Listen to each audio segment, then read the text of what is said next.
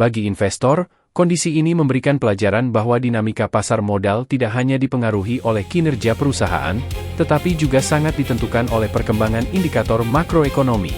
Oleh karena itu, keputusan investasi sebaiknya tidak hanya didasarkan pada pergerakan harga saham semata, melainkan juga mempertimbangkan arah kebijakan moneter, kondisi fiskal, perkembangan perdagangan internasional, stabilitas nilai tukar, serta prospek pertumbuhan ekonomi nasional. Dengan memahami keterkaitan antar indikator tersebut, investor akan lebih mampu mengelola risiko, membangun strategi investasi yang adaptif, dan mengambil keputusan berdasarkan data yang objektif. Bismillahirrohmanirrohim. Assalamualaikum warahmatullahi wabarakatuh. Semoga kita selalu dalam keadaan sehat dan bahagia. Saya Mawardi Haza, dan Anda menyaksikan MHZ Mizan Economic Intelligence periode Januari-Juni 2026. Mari kita pahami bersama kondisi makroekonomi Indonesia dan implikasinya terhadap pasar modal update Juni 2026. Perekonomian Indonesia pada pertengahan tahun 2026 berada dalam periode yang penuh tantangan. Berbagai indikator ekonomi menunjukkan bahwa fundamental ekonomi nasional masih relatif terjaga, namun tekanan eksternal maupun domestik menyebabkan pasar keuangan, khususnya pasar modal, mengalami volatilitas yang cukup tinggi. Kombinasi perubahan kebijakan moneter, dinamika ekonomi global, pelemahan nilai tukar rupiah, serta meningkatnya aksi jual investor asing menjadi faktor utama yang memengaruhi arah pergerakan indeks harga saham gabungan, IHSG, sepanjang semester pertama tahun 2026. Dari sisi kebijakan moneter, Bank Indonesia secara total telah menaikkan suku bunga sebesar 100 basis points hanya dalam waktu 2 bulan, Mei-Juni 2026, pada level suku bunga acuan, BI Rate, 5,75%. Langkah ketat ini melengkapi rentetan kenaikan agresif sepanjang pertengahan tahun 2026, demi menahan tekanan inflasi domestik serta memperkuat stabilisasi nilai tukar rupiah. Kebijakan ini mencerminkan komitmen Bank Indonesia dalam menjaga stabilitas nilai tukar rupiah, serta mengendalikan inflasi di tengah meningkatnya ketidakpastian ekonomi global.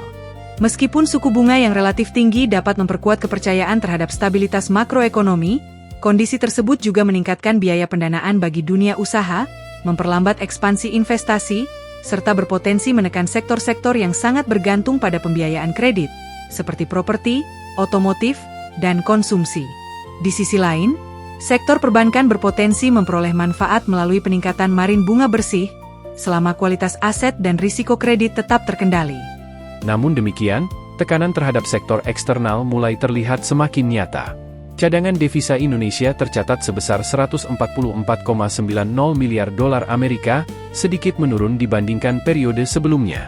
Penurunan tersebut mengindikasikan bahwa Bank Indonesia masih aktif melakukan langkah stabilisasi di pasar valuta asing guna meredam pelemahan nilai tukar rupiah.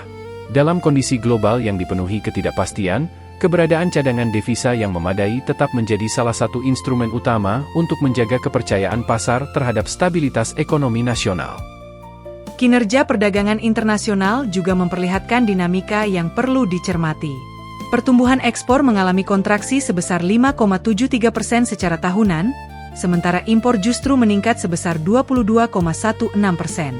Kondisi tersebut menyebabkan neraca perdagangan mengalami defisit sekitar 1,61 miliar dolar Amerika.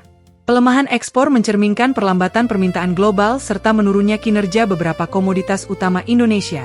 Sedangkan tingginya impor dapat mengindikasikan meningkatnya kebutuhan bahan baku maupun barang modal. Walaupun impor yang meningkat dapat menjadi sinyal aktivitas produksi yang masih berjalan, kombinasi penurunan ekspor dan defisit perdagangan tetap memberikan tekanan terhadap nilai tukar rupiah serta persepsi investor terhadap stabilitas eksternal Indonesia. Di bidang fiskal, kondisi pemerintah masih menunjukkan tingkat kesehatan yang cukup baik. Defisit anggaran tercatat sekitar 0,70% terhadap produk domestik bruto, PDB, sementara rasio utang pemerintah berada pada kisaran 40,75% terhadap PDB.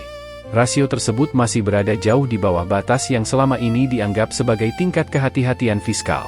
Dengan demikian, pemerintah masih memiliki ruang kebijakan yang memadai untuk menjaga stabilitas ekonomi apabila diperlukan, baik melalui stimulus fiskal maupun berbagai kebijakan strategis lainnya. Sementara itu, indikator pertumbuhan ekonomi memperlihatkan kondisi yang relatif seimbang. Secara tahunan, perekonomian Indonesia masih mampu tumbuh sebesar 5,61%, menunjukkan bahwa aktivitas ekonomi nasional tetap berada dalam jalur ekspansi.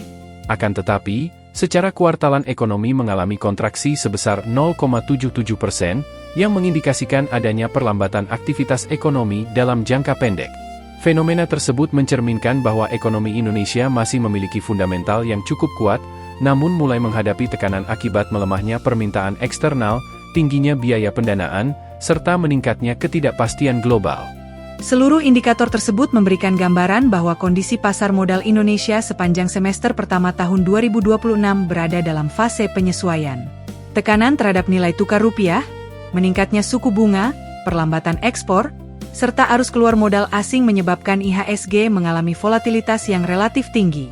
Meskipun demikian, stabilitas inflasi, pertumbuhan ekonomi yang tetap positif, kondisi fiskal yang sehat, serta jumlah investor pasar modal yang terus meningkat menunjukkan bahwa fondasi ekonomi Indonesia masih cukup kuat untuk menopang proses pemulihan dalam jangka menengah dan panjang. Bagi investor, kondisi ini memberikan pelajaran bahwa dinamika pasar modal tidak hanya dipengaruhi oleh kinerja perusahaan, tetapi juga sangat ditentukan oleh perkembangan indikator makroekonomi. Oleh karena itu, keputusan investasi sebaiknya tidak hanya didasarkan pada pergerakan harga saham semata, melainkan juga mempertimbangkan arah kebijakan moneter, kondisi fiskal, perkembangan perdagangan internasional, stabilitas nilai tukar, serta prospek pertumbuhan ekonomi nasional.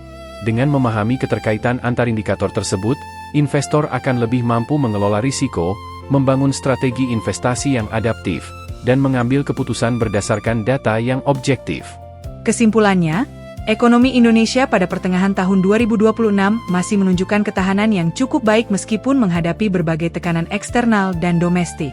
Tantangan memang meningkat, tetapi peluang investasi tetap terbuka bagi investor yang mampu memahami siklus ekonomi, menerapkan analisis yang komprehensif, serta menjaga disiplin dalam manajemen risiko. Dalam pasar modal, keberhasilan bukan hanya ditentukan oleh kemampuan membaca pergerakan harga, tetapi juga oleh kemampuan memahami arah perekonomian secara menyeluruh. Disclaimer MHZ Mizan. Laporan MHZ Economic Intelligence disusun berdasarkan data resmi yang dipublikasikan oleh Bursa Efek Indonesia, BEI, Bank Indonesia, BI, Badan Pusat Statistik, BPS, Kementerian Keuangan, Otoritas Jasa Keuangan, OJK, serta sumber kredibel lainnya. Analisis ini bertujuan untuk edukasi, literasi keuangan, dan pengembangan wawasan mengenai kondisi ekonomi dan pasar modal Indonesia. Seluruh pembahasan bukan merupakan rekomendasi atau ajakan untuk membeli maupun menjual instrumen investasi tertentu. Setiap keputusan investasi sepenuhnya menjadi tanggung jawab masing-masing investor dengan tetap mempertimbangkan profil risiko, tujuan investasi, dan analisis secara mandiri.